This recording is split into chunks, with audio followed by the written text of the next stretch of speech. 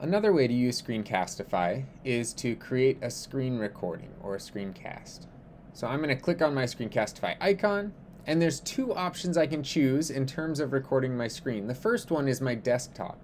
Now that means it's going to record everything on the screen. Even if I switch windows or open something else, it's going to keep recording that.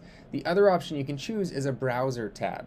Now if I only want to show one specific tab, so maybe I've got my content slideshow and that's the only thing that I'm going to need to show, I can click on that and that's only going to screen share the browser tab. So you won't see anything down here like the dock, you won't see that at all. You'll just see what's on that one browser tab.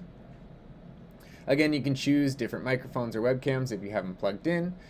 You can open your different options to show drawing tools. Now, one thing I will show, if you're choosing a browser tab, you can actually record the tab audio. So what that means is if you play a video or if there's some sort of sound on the site that you're showing, it'll actually record that as part of your video. So I'm going to hit record so that it's going to start recording my screen. It's going here. You'll see I've got the little icon saying that it's recording. When I'm done, I can go up here and click the Screencastify icon again. Sometimes you'll see a menu down here that you can pause, but I'm just going to hit stop. That's going to stop my recording. Open a new tab where I can share that recording however I need to.